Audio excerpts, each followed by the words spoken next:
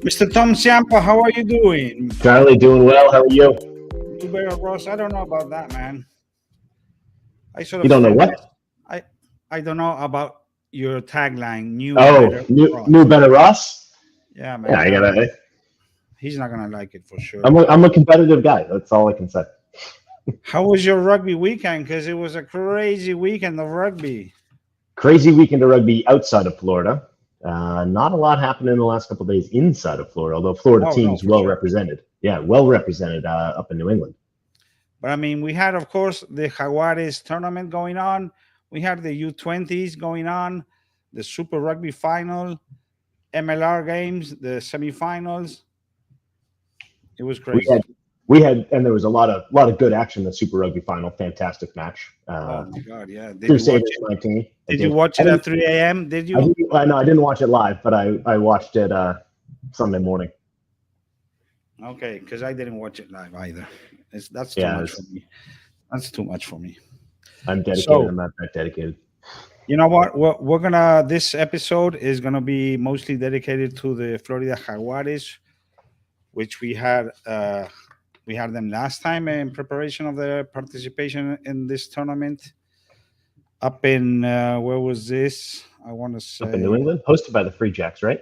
yeah, in the Free Jacks, yeah. Malden, Mass. We call it Boston if you're in anywhere in Eastern Massachusetts. So we're gonna be talking to the coaches, the captain, some other player who just came in late, of course. We're not gonna name him, and then we're gonna have Kerry O'Malley, who was the last president for many years of the Florida Rugby Union, and we're gonna talk about a bunch of stuff. So let's start by what is the most important thing, which is to thank our sponsors. And for that matter, we're gonna bring in Camila Felo. Hi, Camila. How are you doing? Hi, how are you? Very nice to have you, and thank you very much for your support. Thank you for having me here. You want to tell us a little bit about your company, Be Miami, which, as I told you earlier, it's an amazing name. And you know what? Anything that has Miami in its name, it's a it's Thank always you so awesome. I mean, much. it's a win-win, no matter what it is. Thank you. Okay, so we are a team of three realtors called B Miami. We work for the broker One Sotheby's International Realty. That's why our Instagram is B Miami One Sir Sotheby's International Realty. We service all areas in Miami. We've been living in Miami for a long time now, so we are very happy with the growth that Miami has become. Um, Not only in sports but economically, and a lot of people moving to Miami, so it's great business here. I know you guys are always very busy. I actually have a little side job assisting a realtor, so I know a little bit about what goes on. Tell me about why did you guys? I know one of your sons plays in Okapi and in Jaguares, so I guess that was one of the factors that you decided to support the How are you? Jaguares. But tell us a little about why on top of that why would you support a rugby team? We, as I told you, are three realtors, three women. We have 12 kids in total, four each. That's almost a team, huh? Almost a team, yeah.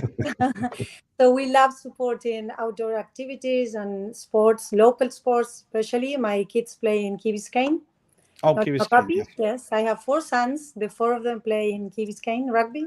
Wow. For What ages do they play? 10, 13, 16, and 17.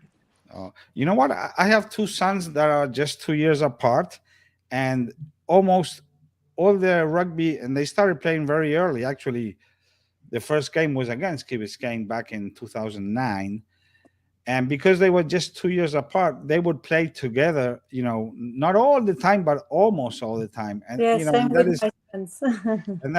like so awesome. I mean, you can't ask for more. I think. That's amazing. Next year, my two older ones will play together, and my husband will be the coach. So, Okay, I'll and be you should be the team manager just to okay. make it. No, thank you for now. What would you say So, to Sorry, For the question why Jaguares, I think it was a big challenge for them representing Florida.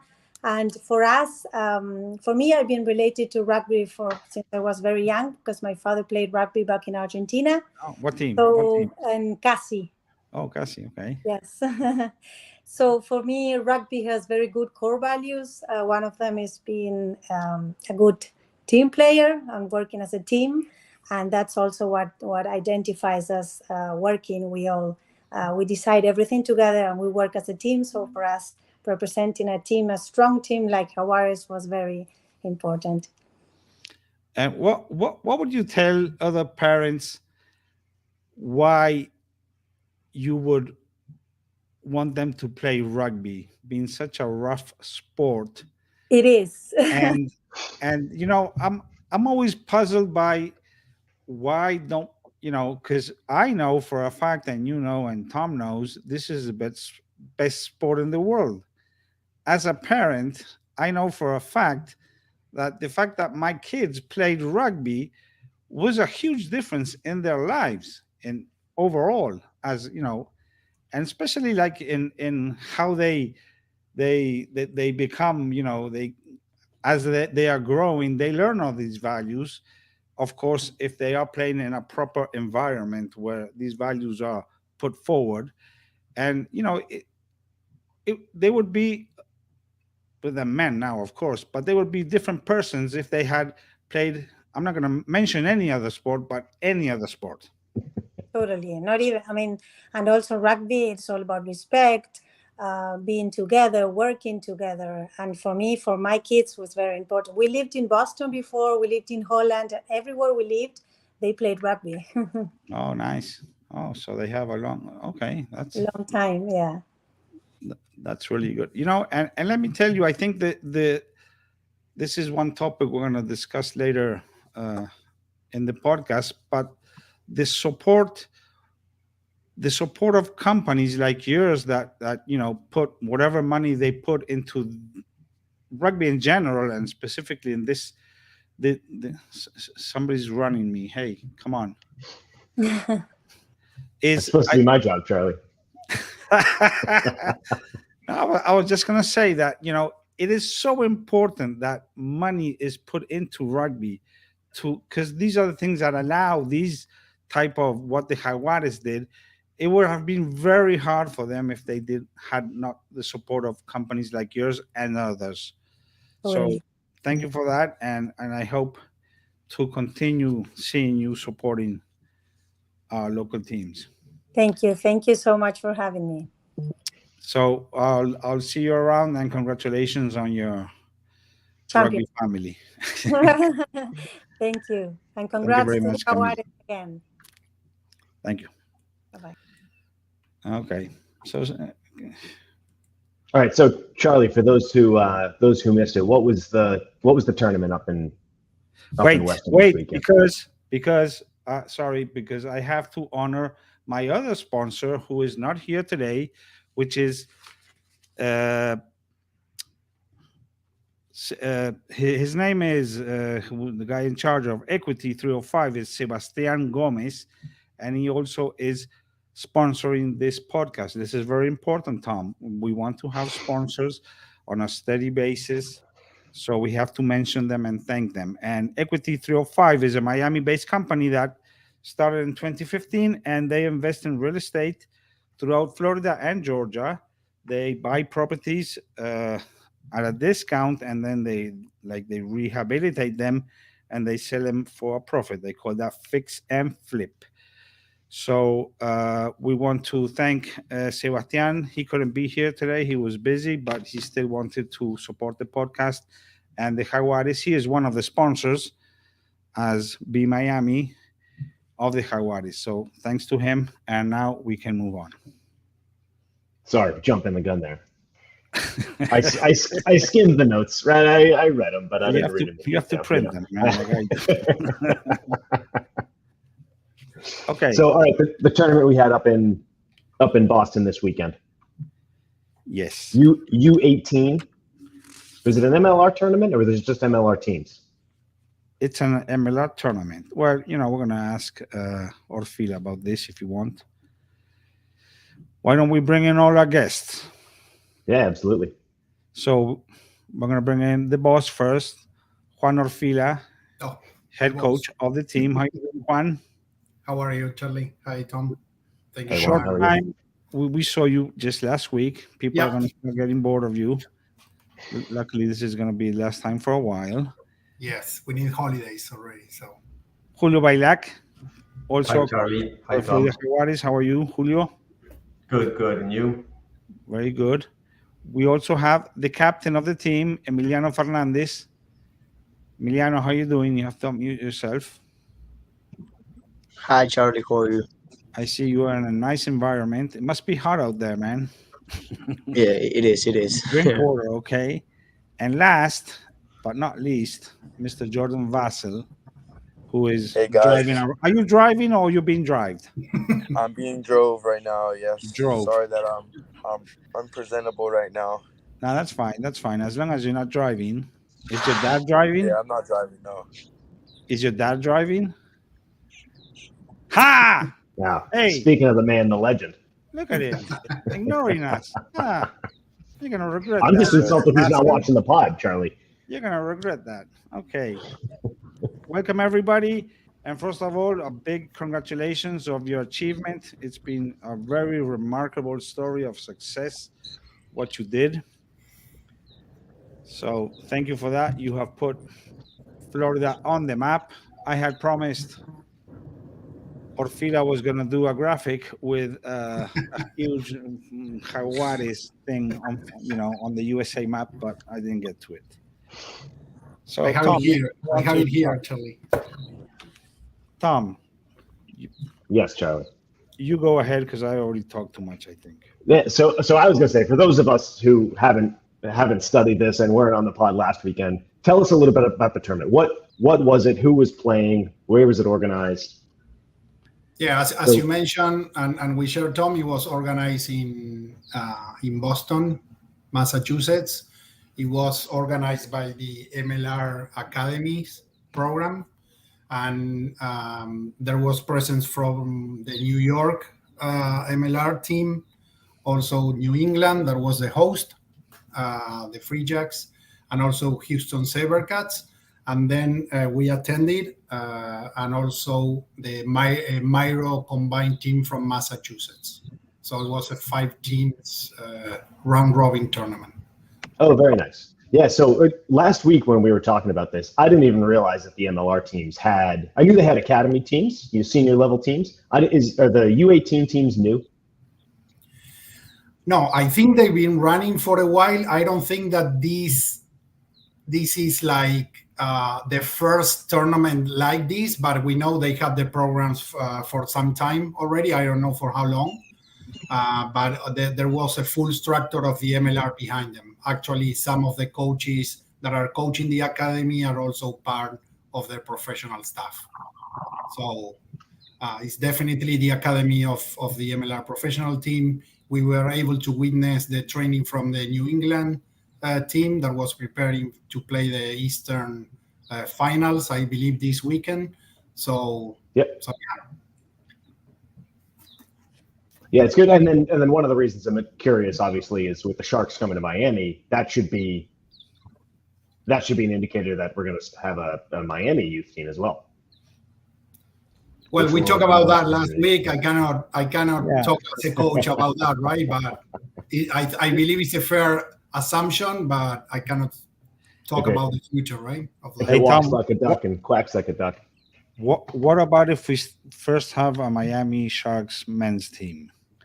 Because right now it's one player. Right. You want to start there? That's fair. They already have an Instagram, Charlie. We're halfway there already. So all right, let's get into the tournament a little bit. I watched some of the highlights. I didn't get a chance to watch the complete games, but looks like there's actually very good representation out of Florida in terms of final scoreline.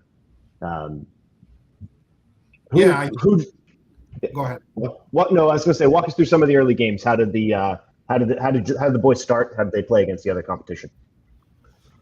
I think we started solid in the result, but not that solid in the performance, right? We were not, and the guys can tell it, right? I think the fact that our flight was delayed that night, we arrived 4 hours later. It was like we were not at 100% that first game. We played Miro Lions. It was a 40-0 score in a 45 minutes game, which is really good, of course, from a score perspective, but the general perception from everyone was that we could have done better that game, right? But we knew we were going to evolve. It was a matter of start playing, start gaining minutes to get to the best performance, and that was the game on Thursday. And then, so I know you had the tournament a couple of weeks ago in Jacksonville. I know a lot of these players play on the same club. We don't have a massively diverse team selection. How was it getting the players to gel and work together as a unit? Well, I think we prepare well. Of course, we know summer is a tough season, right, to have all the players. Actually, we had the roster from Jacksonville to Boston changed a little bit. There were 5-6 players that couldn't attend to Boston, right? But we managed to train. I think we host, what was, Julio, like 5-6 sessions, right, before Approximately, yeah. So no matter, to your point, there were probably more players from a club than others, but we show up really well as a team in Jacksonville, and we repeat the same in Boston. I think the synergy between the guys is amazing. I can say it's a group of friends, right? And we know they play each other here in Florida, but they look like one team already since the beginning. They trained really well, and they showed up on the field in that way. Excellent. And then, Charlie, do we have highlights of these games individually, or is it all? No. We just have a good highlights of the final, which we're going to get to. Because you moved in next, solid defense with a 19-0 victory over the Free Jacks. Yes, and I don't know. The 19-0 with Free Jacks was a good game overall. We saw a very good performance in both halves. The New York game was a different story. We started really well, progressing from the previous game, but in the second half we lost momentum, probably since the last 5 minutes, Julio, of the game. Yeah. Do you want to comment on that? But I think we lost momentum there. Do you want to comment?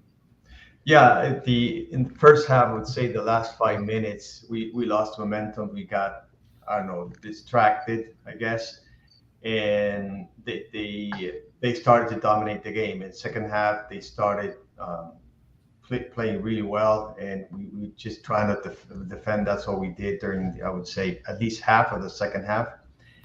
And we tied 14-14, and I think it was 5 minutes almost to the end of the game where we had a penalty close to the post. So we decided and the kids decided to kick. And that was actually the difference that made us win. So it was 17-14 thanks to that penalty.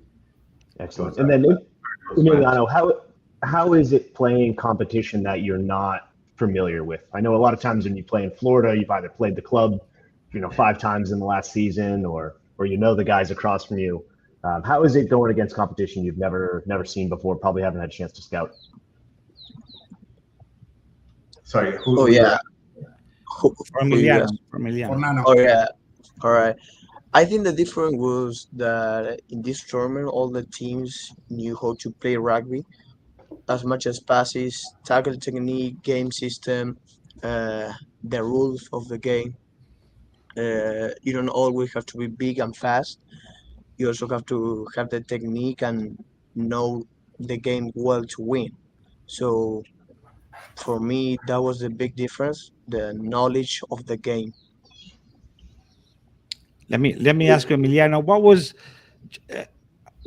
it like playing in this I guess a different environment, because you're playing now in a stadium and against teams that you're not used to play. And as you said, these are teams who really know how to Yeah. play and have systems and that. How did that? Was that a good thing for you guys? Was it like very motivating? For me, it's always the same. I always give my 100%. I don't care if it's a friendly game or a final.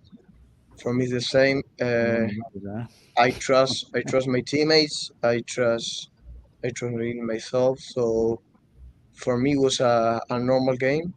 Of course, you have the nervous, the people screaming, the ref, your teammates, but it was good. I really like it. I really enjoyed it, and we did it good. That is important. Was there a little bit of a crowd there in the stadium? Because on the video you can't really see that side of the. Yeah, yeah, yeah. During the game, you can't realize that much, but yeah, yeah, Yeah, Okay. it's definitely different when you play. Normally when you show up at your home field and it's your friends' parents and people you know on the sideline, you don't think too much of it. But when you step into a stadium and you look around and uh, there's a lot of people watching, it definitely gets to you, whether it's conscious or not. So one thing that I noticed, and this is just in watching the games at a fairly high level, but the Florida teams look like they had physical dominance over a lot of their competition. Which was, I mean, it's good to see. I think I've made that comment plenty of times during matches or on the sidelines of the kids down here know how to hit. Like I didn't know how to tackle like that when I was 16 years old. Um, You still don't know, Tom, I think. well, there's a reason there's a whistle in my hand, but I was better at tackling at 25 than I was at 15. That's for sure. Okay, so what? Let's get to the final game, and I'll just make this little disclosure. You were supposed to play on Sunday, I think, like the shorter games, but you decided you guys, the organization decided to play a full game with Yeah, the Sabercats because you were gonna play twice, I think. yeah. So We won the first three games, right? The round robin was 4 games, and the last game was against Houston, and they won the 3 games as well. And the play game was going to be New York and New England, and they have to play that 4 game as well. So we discuss and say, hey, why don't we play a full match and we do something interesting, right? So there was some back and forth there, but we managed to play a full I think game. Yeah, that was a great decision because yeah, it was. it's just different, right, to play a full game. Yeah, These you short administrate games, time in a different way. You're not too anxious because you have time to recover if something happens. So it's different. You need to prepare in a different way for that. okay, That's always so my motto. Let the boys play. we're gonna be showing these highlights as we comment the game. Jordan Vassell, Yes, sir. what was going into this game really different of the previous games because this was the final? Isn't that always different? Yes, this I was a should. game we wanted. We knew we were gonna see the Houston SaberCats. They were beating everyone just like we were, and we worked so hard all weekend to have this final opportunity. I think this game was a lot better for us because we were more rested. This was first game of the day, so we get those hits in this game and we'll be all right. But it's honestly like for us, I feel like it's just like any other game because of the experience level that we have and the heart that our guys have. But it's definitely like a nerve wracking game where you're like, it's all or nothing and we got to win it. But it was very good. And we love the competition because Yeah, clearly we've shown that we can win everywhere. So competition is the best thing ever. I love it. I love it. yeah, and you did enjoy it for sure. Emiliano, was the physicality of this game something at another level? Because these guys had a very big and strong team. yeah. I respect the other team so much, but I think that we knew that we were better. We have good coaches. I trust my team, so we knew that we have a good system. We trust in our coaches. Our coaches trust uh, us a lot as well, which is important. So yeah, they were good. They were so strong, but we were better. That's good. Looks like good decision making under pressure early in the match, taking points. It's always hard when the nerves get amped. You make a couple tackles in a pressure situation like this, you can start making some bad decisions. But looks like we held it together. Yeah, I think we had like 3 or 4 opportunities inside our 22, right? We choose to go to the line out, and finally we got a fourth penalty. We decide to go for the 3 points and get the ball again and go again, So I think the question I think is important in terms of the size. We knew, I think there was in the broadcast, they mentioned that each player in that pack had like 200 plus pounds, right? So it was they were massive. But again, as I think as Nano was saying, the system beat the size, but the guys were really, really strong in defense. We were tackling a lot, double tackles, putting pressure, not doing a lot of penalties with offside, so really focus on the defense. So we were able to contain their attacks. And we knew that if we managed the defense, we knew that we were the chance of scoring was going to be there. We analyzed a couple of games of Houston, so we knew there were going to be some opportunities, and finally we capitalized them. Did you have like a different game plan for this game? Honestly, not. But what we did for this one is we did an analysis on the 4 of us together with Jose and Pablo. We did an analysis on Saturday morning on 4 or 5 aspects, right, that we thought that we had opportunity to improve, and we host a meeting prior to the game, and Jose host that meeting, putting emphasis in things like the depth of the pods, some risks that we were taking in defense that were not necessary, the reposition, right, of the players, some adjustments in the mall. So we put, and there were 4 or 5 things that we want to focus on. But overall, the plan was the same one. So we didn't change the plan for the game, but yes, we adjust and put focus on 4 or 5 things.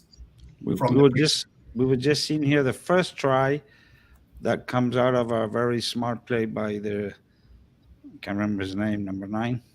Yeah, from Adrian. Yeah, there he goes. There he goes. He sees the cap. Great support from number 6. Yeah, Chris Pooks. He was a beast, and we talk about it. And he knew that he started running and say, "Hey, I need to speed up. I need to be internal and support him," and he made it. So, and Adrian did a great move. Excellent was. Let me tell you, I mean, you guys, we're going to see them now throughout these highlights, but you did some really nice tries. It was not just like any kind of tries. And Charlie, if I might add, besides the corrections that we discussed during the morning, during the game, the boys were able to read the other team very well. And some of the things they did, we never practiced that. We actually tell them not to do them, but because they were understanding how the defense was coming onto them, they were to do like kick behind the backs and things like that. If you look at the last try, it's a beautiful try. That's exactly what we did. The defense was, I would say, pretty much offside all the time. So we actually took advantage of that. This guy, I've been watching this guy for a few years now, and it's just amazing how he can just run and they cannot get him. Yeah, he's really quick. He had a lot of skills. He's a beast running. I would love to see a Jordan versus Matt. We didn't do it, right? Like a 40-meter thing between Jordan and Matt. But he's great. And by the way, I think, Jordan, you scored like twice, right? Yes, Maria. So Jordan passing to Matt or Matt to Jordan, so they were having fun together. So it was great to watch. Yeah, I knew we had to connect at least a couple of times. So I told him, I said, bro, I need to try from each other. We went that. Yeah. There you can see the physicality of these guys. Just Tremendous. really hard to stop. But but I have to say you did stop them every time. Well, Yeah, and we knew it was going to be the key, right? You can compensate size. We have our size anyway, right? But you can compensate that with defending properly with the correct setup, double tackle, so no issues. Your number 10 had a couple of these throughout the game, some late tackles. Yeah, I talked to the ref about them after the game, and because we talk about that penalty that we scored that he decided not to give, right? It was a good decision because we scored that beautiful try right after, right? But yeah, we talk about those late tackles. I think there were like 3 or 4 or 5 of them, and he recognized that he could have award a couple of yellows there, but. Hey, Jordan, what goes through your mind when you're doing that type of run? Let's play it again. Do you have some kind of mindset like nobody's stopping me? Yeah, kind of. I think it's more just natural ability at this point. The couple games before this game, I was kind of in my head, and I was worrying about trying to do too much and set my guys up and be there.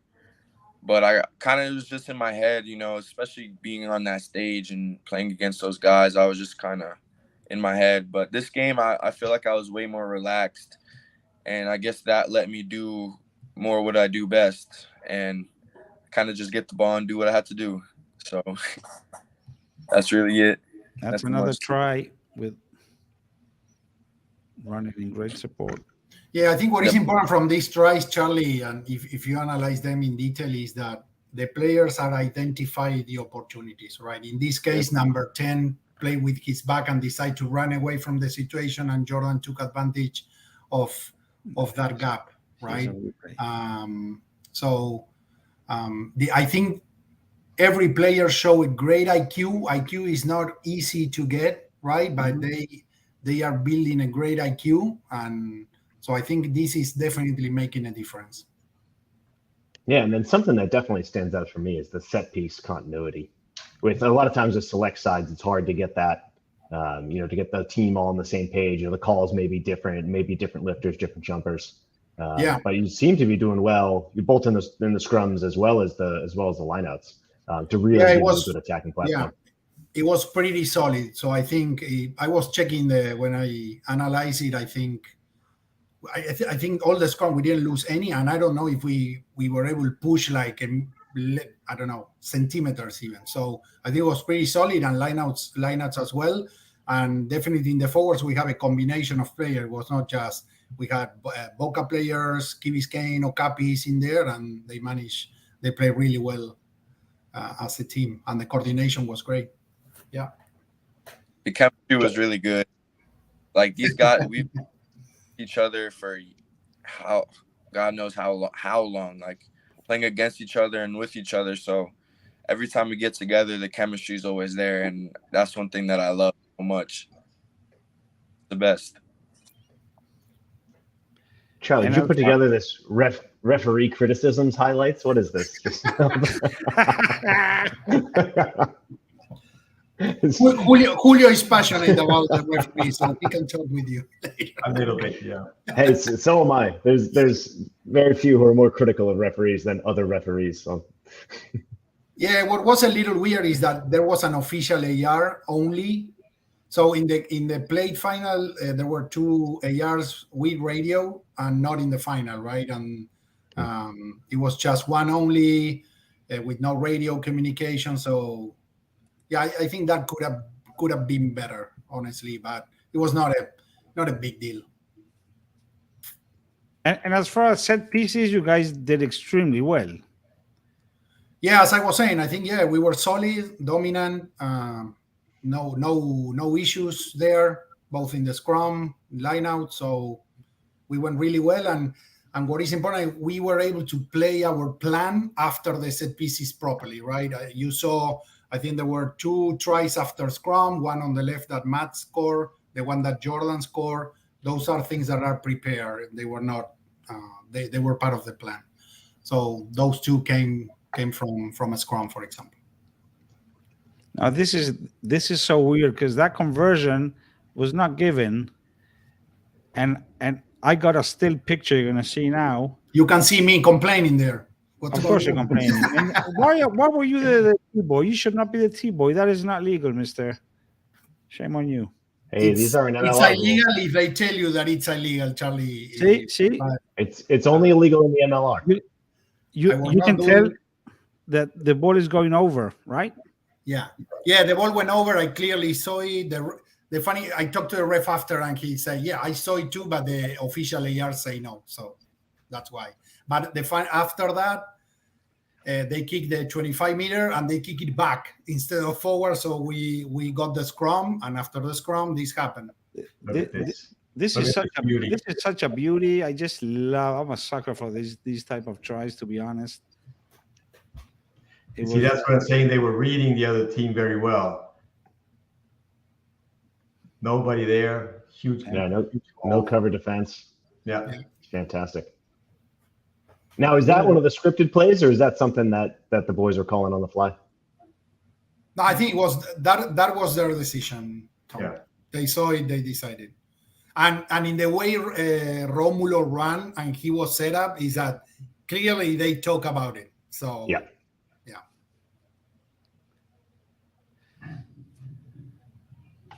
So excellent. So what's this is one of the better all passes, the tries, all the tries together. So Juan, what's next? Are there more of these tournaments? Is this going to be a recurring thing with the U18 squads? Yeah. Well, I talked to Thomas from New England. He was the guy organizing everything from their side. Actually, he did an amazing job. The organization was fantastic in every aspect. A lot of communication, packages with all the information, coordinating launch. So it was amazing. So we had a conversation after. He needs to wait on what's cascading, right, from MLR and what are going to be the plans for the academies. I think my opinion is that it was an amazing tournament. Maybe they can even increase the amount of teams participating, and of course we hope we can be there in the future. This is the only tournament that, for example, free jacks play. So they train for this, play this, and that's all the activities they will see until next season. So I think it will depend a lot on what the academy gets. We should have the next one in Florida in January. That's a better plan. Yeah, well, and we should do it here in Miami next year. What do you think about that? Totally agree. So we lost Jordan again. Yeah, we lost Jordan. He's his father's son. He's on the phone. So Charlie, something to add on. Tom, I want to mention something that is important, right? Because we didn't prepare for this tournament only. We prepare for Jacksonville as well, right? So all those trainings prior to Jacksonville, the experience of Jacksonville, I was telling you today, right? So in Jacksonville, we play a team from Washington State, a team from North Carolina, from South Carolina. Now we play teams from New England states, from Massachusetts, New York, and Texas. So it's been, I think, a great experience for our players, right? For Florida players gaining experience in this type of games, right? Different probably styles, different physicalities, right? Depending who we play. I think as much as we can play teams outside the state, it's a great experience. But I also want to recognize the 5-6 players that couldn't make it to Boston for different reasons, couple of injuries or personal trips, right? But they were part of these two. I think we need to see this as a whole season, considering Jacksonville and Boston, and it was an amazing season for Jaguares, right? In overall. Awesome. Well, it's excellent to see you represent Florida in the way you have. We're going to bring in, speaking of representing Florida, we're going to bring in the president or the chairman of the Florida Youth Rugby Union, Mr. Alan Lawson, who has been very supportive of this effort. Hi, Alan. How are you doing? Howdy, howdy. Congratulations, gentlemen. Pretty awesome Congratulations stuff. to you too. Way to represent. It's pretty badass, to be honest. Thank you, Alan. Nice to see you, Congratulations to you Jordan. too, Love because you the also hair. work on this. Alan, I know you've been supportive of this program. You are actually part of the Jaguares, if I'm not mistaken, right? Yes, but I pretty much just ride Mariano's coattails, so that's pretty much what I do. I just make sure whatever he wants, I just kind of go along with it. It's a good plan. It's a lot easier that way if you just Yeah. kind of go along with it. Juan knows. Julio probably knows too. So Yep. yeah. No, hey, listen, how fantastic is it for you guys to go up there? I forgot there was a team from Washington State. Which I'm from Seattle. What team was it that's up there? Was Yeah, it we played them in Jacksonville. It was East Lions, Alan. okay, yeah, Redmond, right? Sorry, There was from Redmond, Washington. I think so. Yeah. Yeah, that's I grew up there. I was supposed to go to Redmond High School and did not. And the who is it? The team that runs that owns the MLR Seawolves. The apprentices, so that runs that club there. Yeah, and So it's a great family. Serevi coached them. Yeah, Serevi coached them last season, not this one. Yeah. Yep. No, it's a great family and really heavy in the rugby community. As I said, they own the Seattle Seawolves as well. So it's pretty awesome that's a really, really tough team. A lot of those kids get scholarships and go to Central or one of the other programs, even down to Cal Berkeley. So that's a nice feather in your cap as well. Yeah.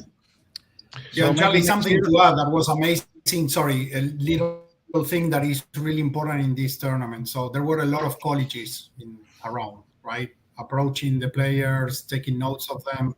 And we have a meeting with it was West Point Army and also with Brown University. So I think it was great for them, for the kids to learn their programs, know that the colleges are looking at them, paying attention on the skills and the level they are playing, and even approaching them with some proposals or asking for phone numbers, which is great for us in Florida. Yeah, people don't realize, there is a lot of money that goes untapped for rugby, especially on the female side, but also on the men's side, that just go untaken, or they look outside of the country to bring in rugby players when in reality, in our own backyard, we have some of the best rugby players in the country, and we obviously displayed that over the last month. Oh yeah, for sure, and they have to be seen. So this was a great opportunity, guys. We have to wrap this up, and I want to actually do that with the players. Enough of the coaches and officers. This is for Emiliano and Jordan. What has this been for you as a rugby player? This event, how significant was it for you? And if you have any final words for your teammates and for the rest of the rugby community, Emiliano. Yeah. I think that this tournament helped me a lot. You can say hi to your mom if you want, or any girlfriend. That's No, no. I fine. think that this tournament helped me a lot to improve myself as a player, and as a person too. I really enjoyed it. It was good. I really like it. The games, the trip, everything. It was good. Nothing. I just want to say thank you to the coaches, to the sponsors, and to my team. Okay, well, we'll hope to see you next year. Okay, Thank you. thank you very much, and congratulations, Jordan Vassell. Yes, sir. Where's your dad, man? Where's your dad? How come he hasn't put his ugly face into this podcast yet? He's just very busy. He's Very busy. guy. Okay, last words for you, my friend. I just say this was like one of the greatest tournaments I've been on, honestly, and it was very fun. Great group of guys to be with. Grew up with these boys, so it was nothing better than that. So much at this top level of rugby and just completely dominating. So it was a great tournament. It was very fun. Put Florida on the map. So go Jaguars.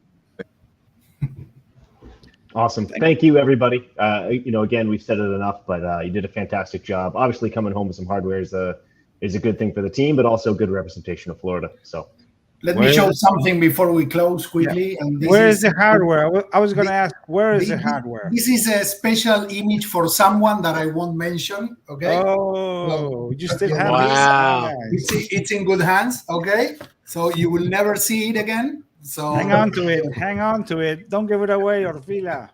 At the rate you're going, Juan, you're gonna have to buy another house for all the trophies you've been getting over the last couple of years. I'm not keeping them, Alan. I'm not keeping them. Okay. I'm selling them, you know. I bet. We are. Thank you, everybody, for your time. Congratulations again. Thank you, Alan. Thank you, Charlie. Awesome stuff, guys. Emiliano, Jordan. Thank you. JJ. And a big thank you to that are not here, Pablo, Jose Codoni, our teammates. We had fun together too, and I think we did a great job as a team. So, and the guy we can't mention. Yeah, of course. About him. Him too. Hey, last thing, Maria, if you're watching, look at this. This is the first Jaguares shirt. I'm waiting for the new one. Come on. She's watching. Okay. Thank you, guys. We'll see you soon. All right. Thank you. Bye. Thank you so much. Okay. All right, Charlie. That was not bad. Only about 15 minutes over time for you. That was about standard. That was a little bit hard to wrap up. You know, sometimes it's hard. So, without further ado, I'll let you introduce our next guest, which has been very hard to get for me. I've been chasing her for a while now. Camera Elusive. She was the president of Florida Rugby back when tries were worth 4 points, I believe. Or maybe 3. Maybe. She wasn't the president back then. She was in her playing days. We got Carrie O'Malley joining the pod. Hello. Shall we still call you president as they do with the political presidents? No. No. Thank you very much, Carrie, for showing up. I know you had some family activity and you're taking some time away from them. You caught me last night, Charlie, after I'd had a drink or two to ask me to come on. Hey, it could be worse. He could have asked you to host it. Maybe. You have that job. No. So Carrie, talk a little bit about what? I thought you guys wanted me to come on and talk about the 7 series. Maybe that's not. Exactly what we want you to talk about. That's one of the things. We got a whole list of questions. We'll see which ones are applicable once this gets going. But sure. Wait, there go my headphones. Let's start. All right, we'll wait. See, Charlie, this is why we go over every time. Wait, I've lost you guys for a second. We can hear you very well. We can hear you. Okay, I can kind of hear you, but between the screaming. So tell us about Florida Sevens. State of it. What are your thoughts and opinions?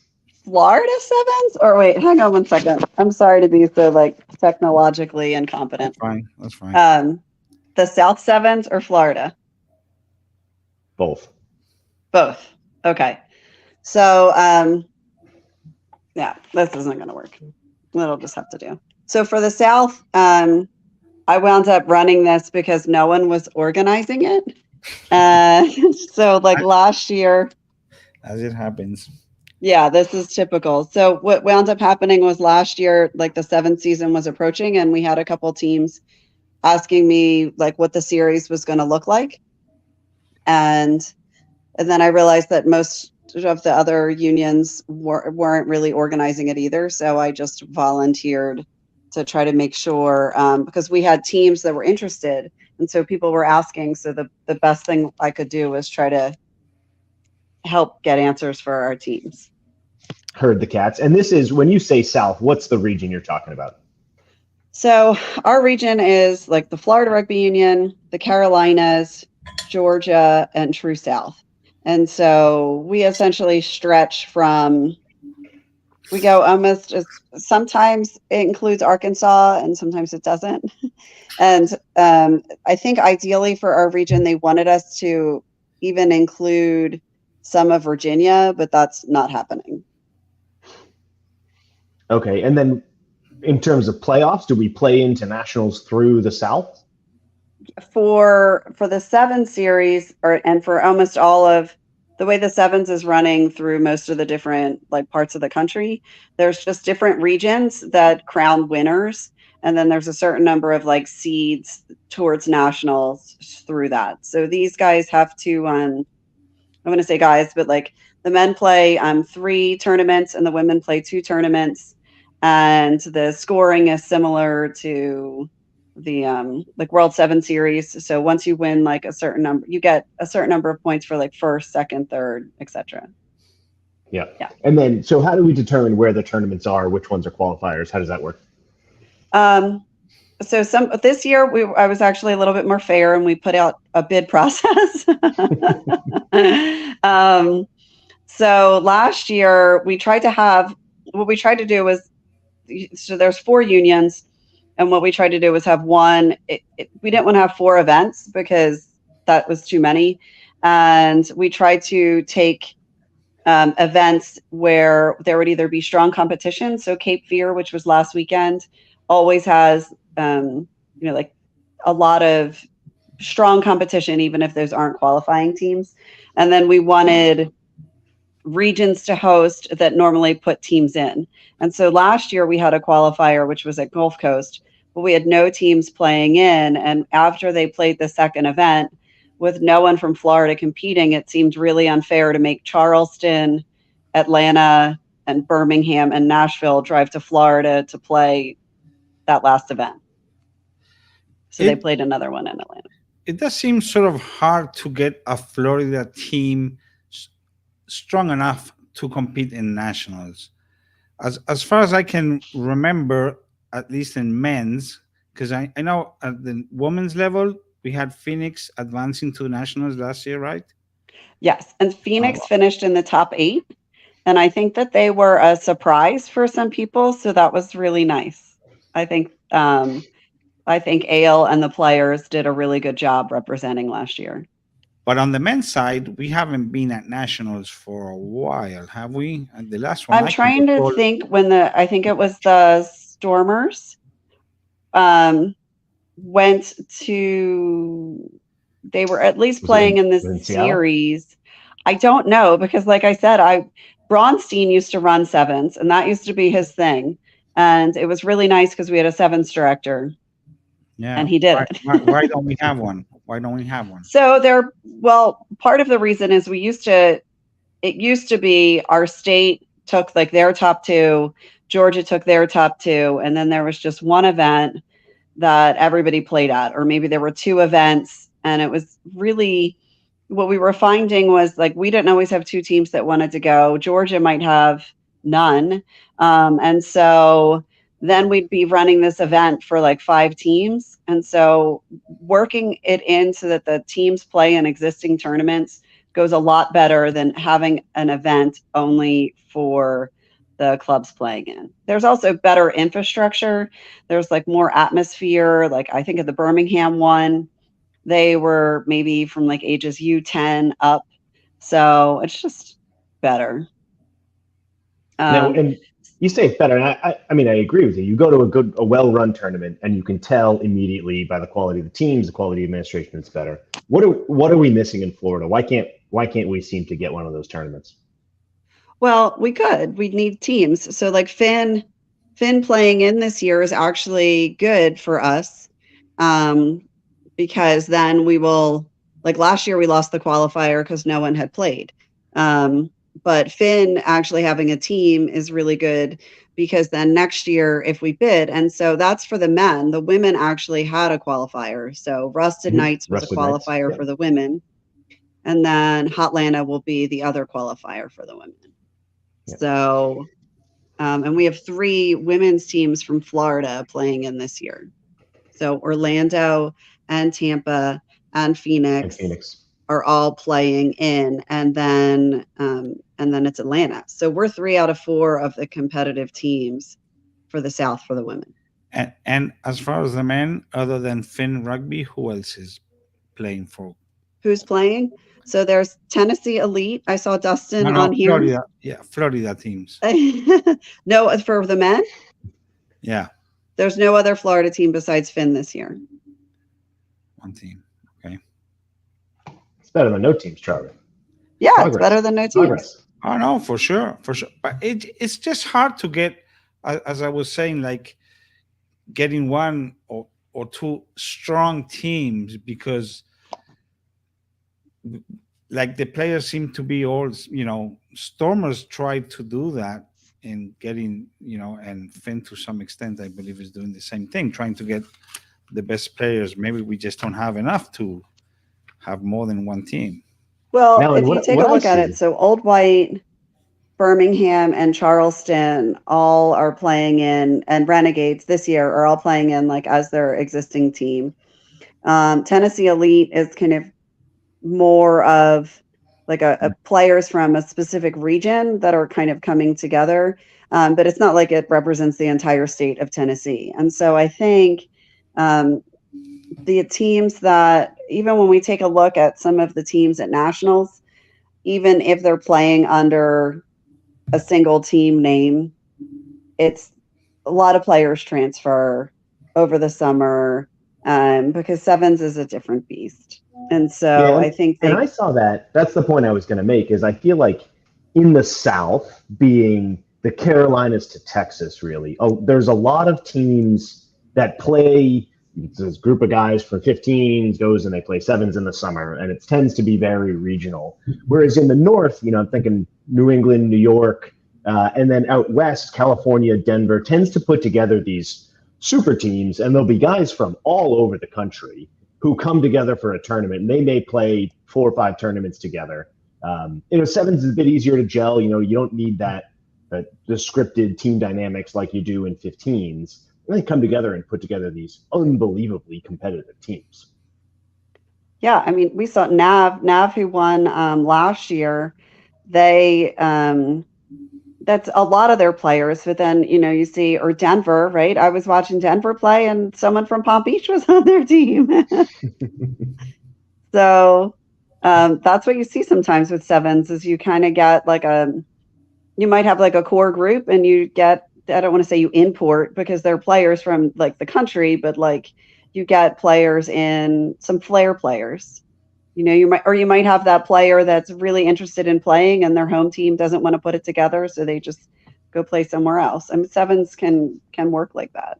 Yeah, and I've always said sevens, both as a player and as a referee, it's easier to get noticed. You can stand out, you can show up at a tournament, play with a team, play at a much higher level, and you can go get picked up by players, teams, coaches, and move up really quickly.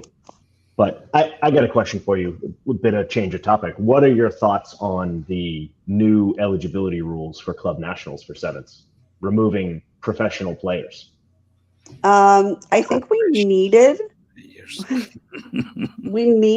some guidelines. I don't actually have strong opinions on the changes. Do you have strong opinions you'd like to share?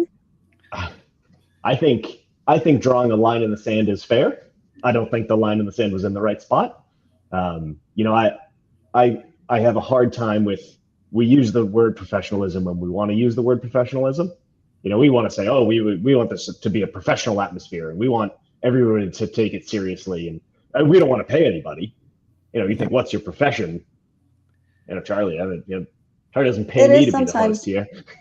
It's sometimes ridiculous when people talk about playing against professional players, and you're like, they're just like you, except they're getting some money for it. Like, they're not, or they might not even be getting any money for it. They might just be getting, hey, like they got their entry fee covered, or they made the team. Like, a lot of the professional players are just other athletes. And so when people, for me, I don't think in terms of the eligibility, less, but more when people complain about playing against other humans that have this, like, the same advantages or disadvantages. But I think that the eligibility committee overall does a pretty good job.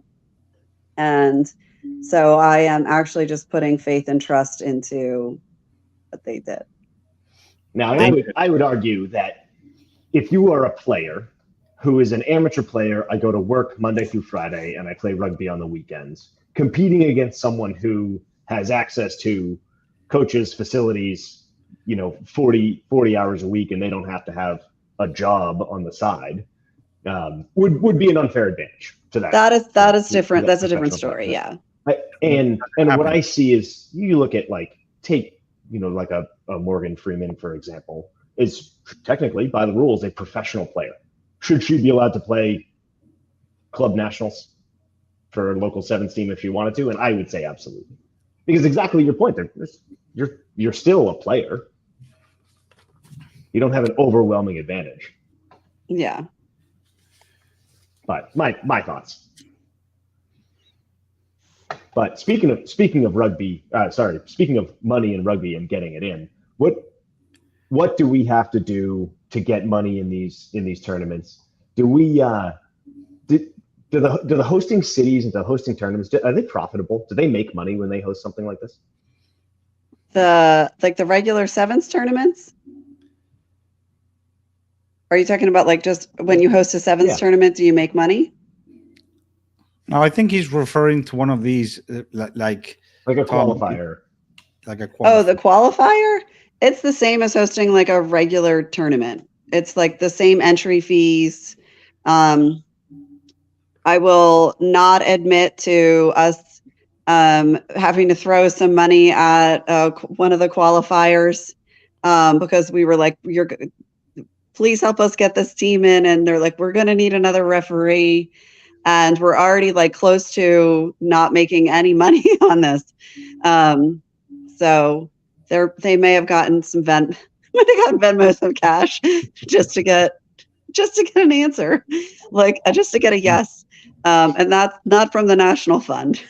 I'm just curious on this topic of hosting tournaments. For example, the super regional that we hosted, does Florida make money when they host?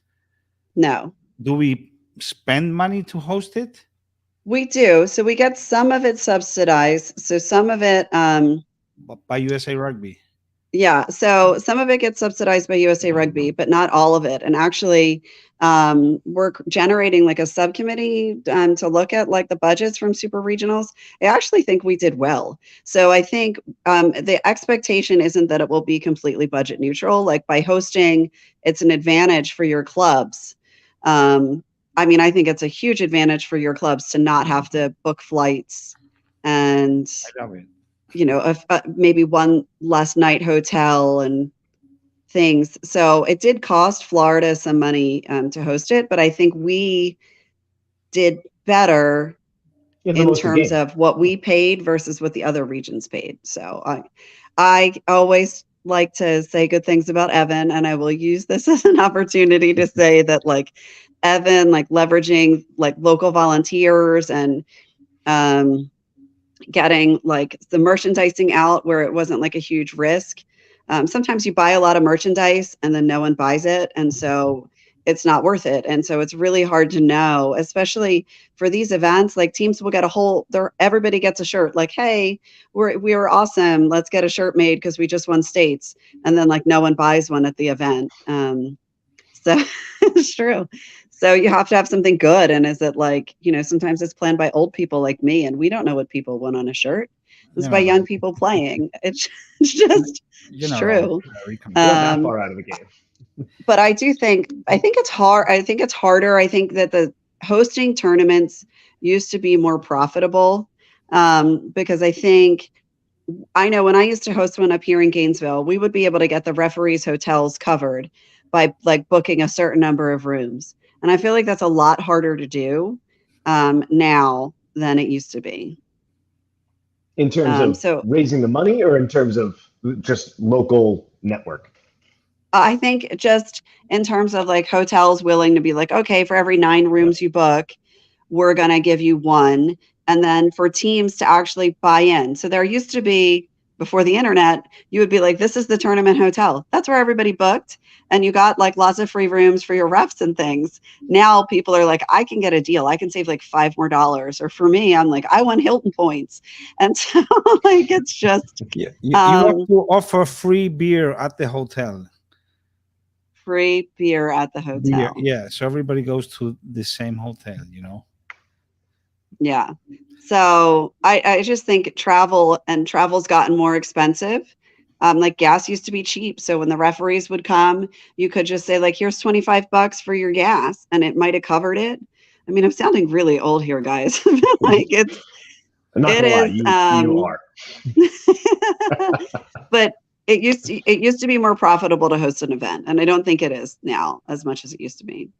Yeah, because I love it. You know, as a Florida rugby man, Florida rugby fan, the more events we can have down here, especially the big events. You know, I want qualifiers. I like having the super regionals here. I think we did a great job at our state tournament this year in terms of getting more teams, more more spectators involved.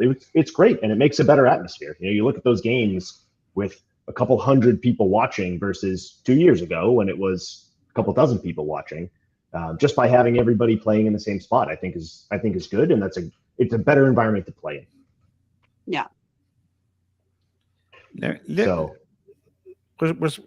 because we're speaking about money, and just to give a little bit of context, Carrie, tell us right now, in what capacity are you working for the Florida Rugby Union? So I am president emeritus. Just let me tell you, you're like a state treasurer, okay? Because you were like 10 years president of the Florida Rugby Union, and then you decided to leave, but you still stayed. So I want to thank you for that, because all this stuff that you were just talking about, sevens, as you said, you took it up because who was going to do it? And one of the reasons you can do it because you have all this knowledge and contacts. This is really hard stuff to do, and people don't realize that most of the time. And it's not fun, for sure. I don't want to. This isn't fun. This is fun, but those meetings you must have to organize all that stuff. It can't be fun. So thank you. Sure. So I was asking, in what just tell people in what capacity you are now related to the Florida Rugby Union.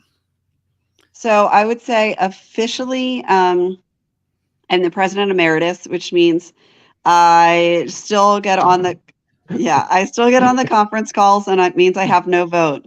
So I just blather about that's not how we used to do it, and then so I do that, and then but it's important for me to be on those calls because each of the presidents of the various unions make up the senior club council, which helps run club rugby in the U.S. And so some unions delegate, rather than having their president, they have somebody else go in and join those calls on their behalf. And so I've been doing that since I've not been president. So I'm still doing that. So I still join in on these calls and do subcommittees for club rugby. And it was, I would say, one of the ways that I think that we were able to, I'm sorry about the background noise, able to get the super regional is because we were, talked to the other unions. So, talk to Texas, talk to other people. But so I'm still on that committee. And hang on one second. No, what I will say while she's not listening is I will always stand up for people who step in and do a role. It's really easy to criticize and say, oh, if I was in charge, I'd do it differently. But I look at it the same way as refereeing. Just try doing it. Yeah. And then if you think you can do it better, go ahead and do it. And you don't get a lot of people stepping up after that. Yeah. I mean, I would say with infinite time, all of us could be amazing. And people are just kind of working with the resources they've got. And, sometimes people will criticize the way things are done, but then when you turn around and ask them for more money or to show up and volunteer for it so that we don't need as much money, they get a little quiet. speaking of money, okay, which was my question, no? Don't you think that we really need much more money in rugby for everything? Like Yeah, I everybody think needs, we because undersell our services. I think just let me, that, oh, can I just sorry, Charlie. round out the question? Because like the union, I have not seen other than like small sponsorships coming into the union in the past, I don't know, 10 years. I just haven't seen. So there's no like, and that money is like, let's put it this way, sweet money that comes on top of the dues. And the same thing is for the clubs. I just think that if clubs and for, and extended to the unions, they would go after people who could sponsor. And I'm sure there is people that has a lot of money and they played rugby, and they just need to be approached in the proper way for them to contribute. Because I mean, everything, we could do so much more things if we had money.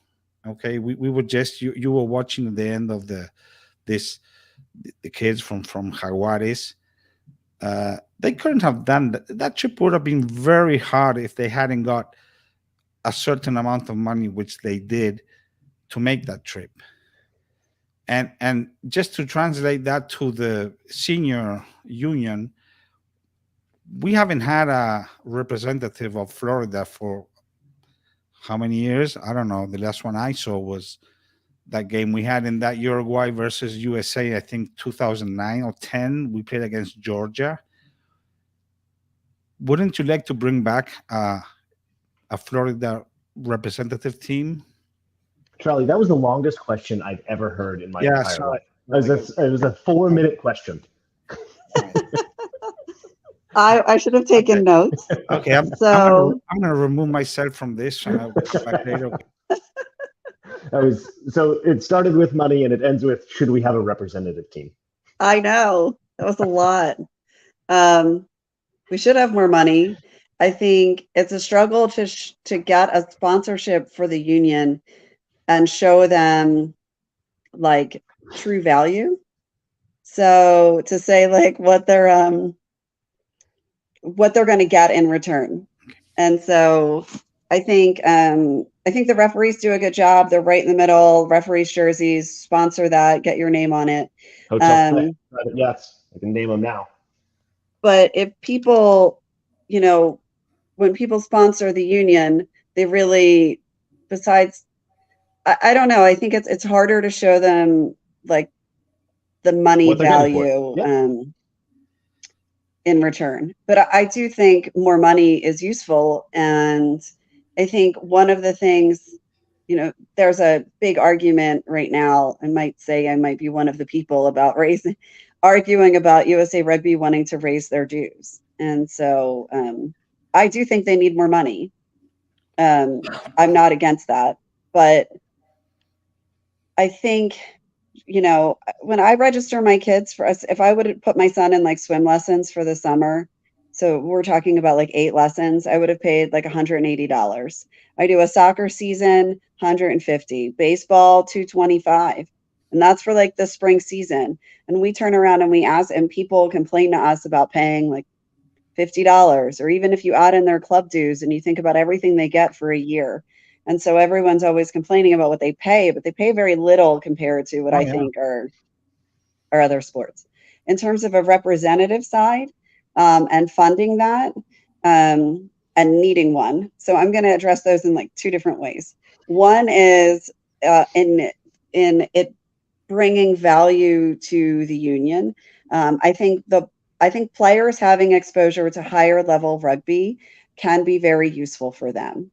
I don't necessarily believe that translates into like we get a couple star players and they like bring back all this awesomeness to their teammates. So I know everyone's like it elevates the rugby of everyone. I don't necessarily know if that always happens.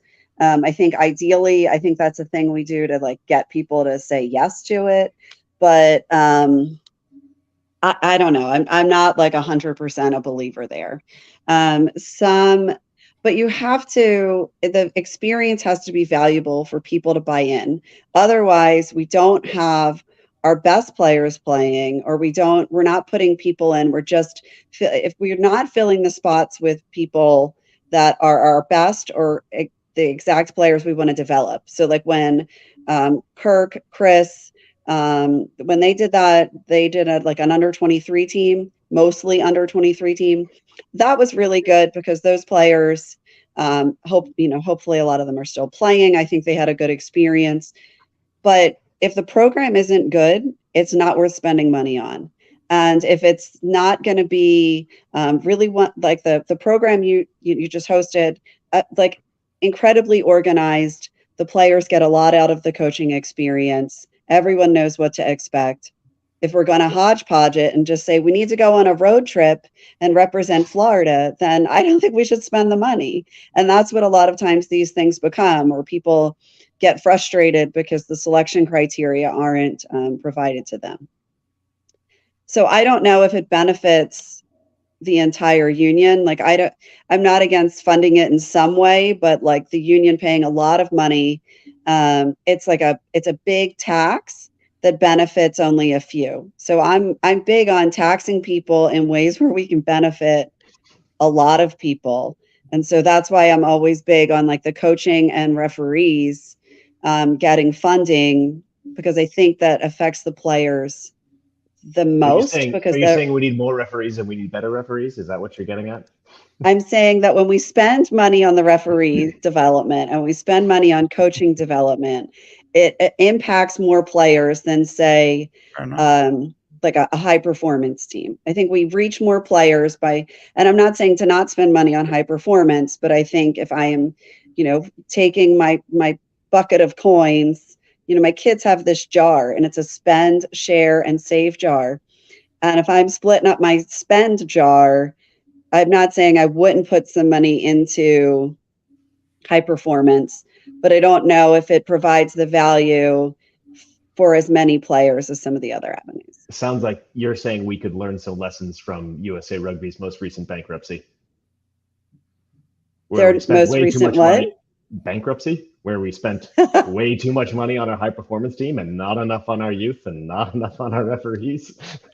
Yeah, I mean, that is definitely, I think the youth is where it's at in terms of spending. And I think that the programs that have good youth programs, it pays off for them in terms of the players. And in terms of feeling like you're part of a community, which is something I don't think you can put a price tag on. But I think if you show up and there's like the youth, there's like maybe like touch route, some flag rugby going on, maybe there's 2 fields, you've got like some high school players, there's women's, there's men's teams, and people really feel like they're more part of something than when they're just going out for like a day. It just really builds the community. Totally agree. And that's one thing that I notice is different between rugby in Florida and rugby over in Europe, is that sense of community, both on the youth as well as, you get the old retirees who say, I'm going to go down to the club on a Saturday and watch some rugby. Yeah. And I think even it doesn't even matter if you win or not, if you're part of something that you feel good about spending your time doing.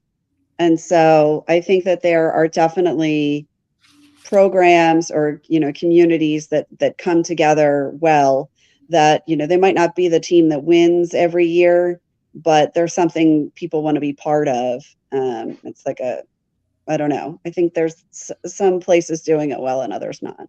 Maslow's hierarchy of needs. There's a book about it. Charlie, what were you going to say? Carrie, do you think that maybe FRU could do something to help the youth? So there was a time where we were trying to, when Jane Boleyn was the secretary, we were trying to incentivize the senior clubs that had youth programs.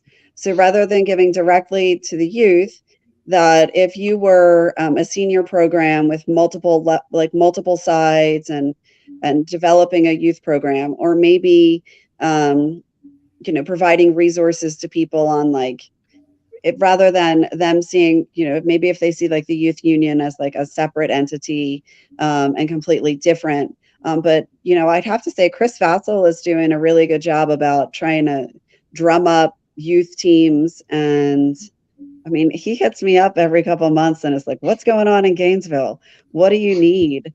What can we do for you? So I think like Alan and Chris, I think they're working on that. But I think the union could provide some resources maybe to the senior clubs to help them get it going. Maybe that would be something like we would sponsor a coaching certification for if you're starting a youth program and you identify 2 youth coaches, we could sponsor their coaching certification. Some people might say, oh, well, that's for the youth union to do. I think it's money well spent. And I don't think that would be a hard sell, but that would be a way to give money to the senior programs that would benefit the youth. And then it would help fill up our 10 spots that we need for those level 200s. All right, awesome. So Charlie, before we move into our open mic section, Carrie, first of all, thank you. Last question, in one sentence, what's one thing you'd like to see changed in Florida rugby? The sideline culture. I'll take it. Good enough. Oh, I have another last question. Are you running next year to become president again? I have no plans to do that currently. That was not a no. So I did not say no. Charlie, you're stirring it up, aren't you? Hey, okay, Carrie, thank you very much. We're gonna have you again because, as I said, you have all this background that is something very precious to keep, and that is something that should be. I'm gonna be very short on this, but that is an example of what every club should be doing and keeping the people that know stuff at all kinds of levels. Administrative, coaching. The old boys. They have to keep them in the club. Because that's how you make something, better. Yeah, I will say though, people like me and we get old and we get ornery. I know sometimes we're hard to be around. So you have to kind of get around those like rough edges. Yeah. But to keep those people around, you gotta it can be, I can understand where sometimes it's a challenge. Yeah. Okay. I have to deal with Charlie. Could be worse. Well, thanks for having me on. All right, thank you for joining. Appreciate all your knowledge and insight. See you later. As an ex-president, you have the same privileges as current presidents that they can come on to the podcast whenever they want. Okay. Thank you, do not Charlie. need to be invited. Take care. Okay. You take care and thank you very much. I'll see you soon. Hey, Tom. Charlie, we talked about your wrapping it up skills. Haven't improved. God. They're getting worse every day. Well, there's no open mic, as in there's nobody tuning in, which we have to try to get that going. I don't know. Maybe Well, maybe if we didn't go to an hour and 25 minutes. Yeah, maybe. Also, I just want to, before we wrap it up, I just want to mention quickly a couple of things that we didn't do at the beginning, just to get the stuff rolling. I just want to mention a couple of things. We have some, because we always like to follow the Florida players, especially the youth, when they start going up through the ranks. And I just want to mention Logan Ballinger and Gabriel Hayden, which are from Boca and Okapi players who have been selected for the USA 20 national team that's going to be playing at the World Rugby Trophy in July in Kenya.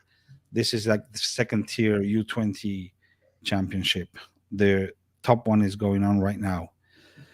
And I also want to mention the two brothers from Okapi, the Mosey brothers. One, Gianni, is going to the USA South U18s in that and the RAN championship that's going to take place in Jamaica.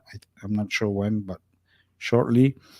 And Gozi is going to be playing in the Netherlands with the USA Rugby U18s in this summer tournament that they have.